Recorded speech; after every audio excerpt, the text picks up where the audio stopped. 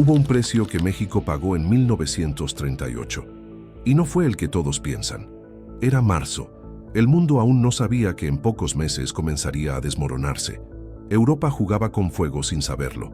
Estados Unidos apenas salía de la peor crisis económica de su historia. Y en México, un hombre estaba a punto de tomar una decisión que cambiaría todo. No solo para su gobierno, no solo para su país, sino para las generaciones que vendrían después, incluyendo las que todavía no habían nacido. Las calles de Ciudad de México olían a esperanza mezclada con polvo. Había trabajo, había movimiento, las fábricas funcionaban, los campos producían. México respiraba ese aire extraño de los países que sienten que están creciendo, que están construyendo algo, pero debajo de esa sensación había otra cosa, una incomodidad que nadie se atrevía a nombrar en voz alta, porque todos sabían que las riquezas más grandes del país no les pertenecían. En Tampico, en Veracruz, en todos los puertos petroleros, la gente veía cómo el petróleo salía de la tierra mexicana, era extraído por manos mexicanas, transportado por trabajadores mexicanos, pero las ganancias viajaban en barcos que cruzaban el océano hacia Londres, hacia Nueva York, hacia ciudades donde nadie sabía pronunciar correctamente el nombre de esos pueblos costeros. Y eso no era un secreto. Era simplemente la forma en que funcionaba el mundo, o al menos así parecía. Los hombres que trabajaban en los campos petroleros ganaban poco. Los que venían de fuera, los ingenieros extranjeros, ganaban fortunas. Vivían en casas que parecían palacios comparadas con las de los trabajadores locales. Sus hijos iban a escuelas privadas. Sus esposas compraban en tiendas donde los mexicanos apenas podían entrar. Era un país dentro de otro país, y todos lo veían, todos lo sabían, pero nadie imaginaba que eso podía cambiar, hasta que Lázaro Cárdenas decidió que sí podía. Cárdenas no era un soñador, era un hombre que había visto morir gente, que había conocido la revolución desde adentro, no desde los libros, que sabía que las palabras bonitas no alimentan a nadie, que entendía que gobernar es elegir entre lo que quieres hacer y lo que puedes hacer. Y ese día de marzo decidió hacer algo que sabía que tendría un costo enorme. Firmó el decreto de expropiación petrolera. Y con ese papel, con esa firma, México le dijo al mundo: esto es nuestro. Suena simple, ¿verdad? Suena justo. Pero en ese momento, esa decisión no sonaba simple para nadie, porque había contratos, había inversiones millonarias, había acuerdos internacionales y, sobre todo, había poder. Un poder que no estaba en Palacio Nacional, sino en oficinas a miles de kilómetros de distancia. Usted, en su lugar, habría tomado esa decisión sabiendo lo que venía después, porque lo que vino después no fue aplausos, no fue prosperidad inmediata, fue silencio. Un silencio pesado, incómodo, amenazante. Inglaterra cortó relaciones diplomáticas, sin rodeos, sin sutilezas. El embajador británico hizo sus maletas y se marchó como si México hubiera cometido un crimen imperdonable. Estados Unidos no rompió relaciones, pero su silencio fue casi peor. Porque cuando una potencia como Estados Unidos se queda callada, ese silencio dice más que 1000 discursos. No hubo amenazas públicas, hubo algo peor. Hubo un mensaje claro para el resto del mundo. México había cruzado una línea, y quien cruza esa línea paga. Los bancos internacionales cerraron las puertas. Las inversiones que estaban planeadas se cancelaron sin explicación. Los proyectos de infraestructura que iban a modernizar el país quedaron archivados en cajones que nadie volvería a abrir. El petróleo mexicano, que antes se vendía sin problema, de repente no encontraba compradores, no porque fuera malo, sino porque había una orden invisible que todos entendían: no compren petróleo mexicano. Y aquí empieza la parte que pocos cuentan de esta manera. México no estaba preparado para manejar su propio petróleo. No tenía la tecnología más avanzada, no tenía suficientes técnicos capacitados, y los que sabían, los extranjeros que habían manejado todo durante décadas, se fueron llevándose documentos, llevándose planos. llevándose conocimientos que nunca habían compartido.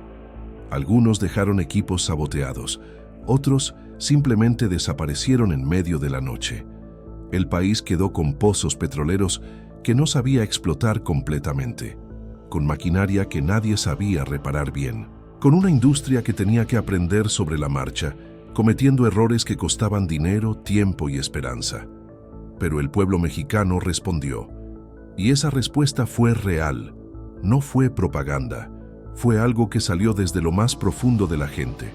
Las mujeres comenzaron a donar joyas, anillos que habían sido regalos de bodas, aretes que guardaban para ocasiones especiales, collares que habían pertenecido a sus madres. Lo llevaban a las oficinas del gobierno sin que nadie se los pidiera. Simplemente sentían que tenían que hacer algo. Los trabajadores ofrecieron días de salario. Los campesinos llevaban gallinas, sacos de maíz, lo poco que tenían. Había largas filas de gente común haciendo fila para entregar algo, lo que fuera, como si estuvieran construyendo un país con sus propias manos. Esa imagen es poderosa. Pero también hay que decir lo otro, lo que no sale en las fotografías. Hubo familias que perdieron el empleo cuando las compañías extranjeras cerraron operaciones. Hubo comerciantes que quebraron porque el dinero dejó de circular. Hubo niños que dejaron la escuela porque sus padres ya no podían pagar la colegiatura. Hubo mesas donde la comida empezó a escasear. Hubo noches donde las madres se preguntaban si todo eso realmente valía la pena. Porque el sacrificio no fue solo simbólico, fue real, fue tangible, fue doloroso. ¿Usted recuerda historias parecidas contadas por sus padres o abuelos? Historias de momentos donde el país pidió algo y todos tuvieron que dar, aunque doliera. Los meses pasaron y las cosas no mejoraron rápido. La economía se contrajo, los empleos no regresaron, las inversiones extranjeras desaparecieron por completo. México tuvo que buscar aliados en lugares inesperados. Alemania compró petróleo mexicano, Italia también. Países que pronto estarían en guerra, pero que en ese momento eran de los pocos dispuestos a hacer negocios con un país que había desafiado a los grandes. Y mientras el mundo se preparaba para la guerra, México aprendía una lección dura. Aprendía que la soberanía tiene un precio, y que ese precio no se paga en un día, ni en un mes, ni en un año. Aquí es donde muchos dejaron de aplaudir y empezaron a dudar. Porque una cosa es tomar una decisión valiente y otra muy distinta es vivir con las consecuencias de esa decisión. Las fábricas que no se construyeron, las carreteras que no se pavimentaron, los hospitales que no se abrieron. Todo eso tiene un nombre: oportunidad perdida. Y esas oportunidades perdidas se acumulan. Se convierten en décadas de retraso que son difíciles de recuperar. No hubo un solo culpable. No fue solo la expropiación. Hubo corrupción después. Hubo gobiernos ineficientes. Hubo decisiones malas que no tuvieron nada que ver con el petróleo. Pero también hubo algo más. Hubo un país que quedó marcado, no en los libros de historia oficiales, sino en las listas que importan. Las listas de dónde invertir. Las listas de en quién confiar. Las listas de quién es amigo y quién no. Entonces llegó la guerra, y con la guerra todo cambió. De repente, Estados Unidos necesitaba aliados, necesitaba estabilidad en su vecino del sur, necesitaba que México no se acercara demasiado a Alemania o Japón, y entonces las puertas que estaban cerradas comenzaron a abrirse un poco. No del todo, pero un poco. Hubo negociaciones, hubo acuerdos de compensación. Las compañías petroleras aceptaron cantidades mucho menores de las que exigían al principio. Estados Unidos suavizó su postura. Las relaciones se normalizaron lentamente y México respiró. Por fin podía respirar, pero algo había cambiado para siempre. México había demostrado que podía decir que no. Había demostrado que tenía dignidad, que tenía orgullo, que no estaba dispuesto a arrodillarse. Y eso quedó grabado en la memoria colectiva del país. Los niños crecieron escuchando esa historia. Los maestros la enseñaban en las escuelas. Los abuelos la contaban en las sobremesas. Era el momento donde México había sido México. pero también había quedado otra cosa grabada. Una lección que el mundo había aprendido sobre México. Una lección que nunca se dijo en voz alta, pero que todos entendieron. ¿Cree que México habría sido aceptado como potencia si hubiera actuado de otra manera?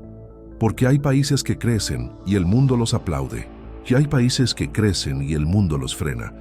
No siempre de manera obvia, no siempre con invasiones o bloqueos, a veces simplemente con silencios, con inversiones que nunca llegan, con tecnologías que nunca se comparten, con puertas que nunca se abren del todo.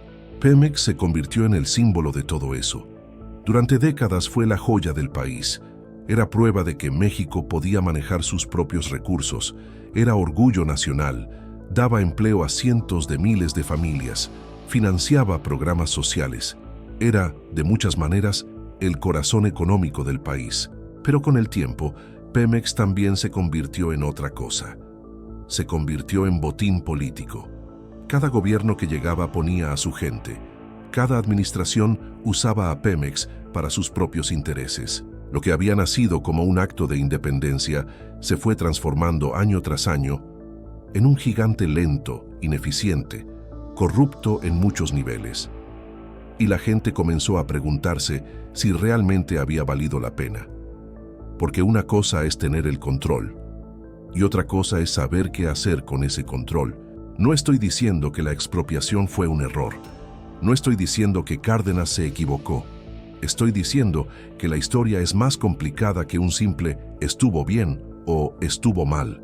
Estoy diciendo que las decisiones grandes tienen consecuencias grandes y que a veces esas consecuencias tardan 50 años en mostrarse completamente. Hay algo que pocas veces se dice, pero que todos sienten. Hay un límite invisible para algunos países, un techo que no está escrito en ningún lado, pero que existe. Es el límite de hasta dónde puedes crecer antes de que alguien más poderoso decida que ya es suficiente. No es conspiración, es geopolítica. Es la forma en que el mundo funciona desde siempre. Los imperios no dejan que otros imperios nazcan cerca de ellos. Las potencias no permiten que surjan rivales en su patio trasero. Y aunque nadie lo diga abiertamente, todos lo saben. México llegó a ese límite en 1938. Y tal vez, solo tal vez, nunca le permitieron cruzarlo del todo.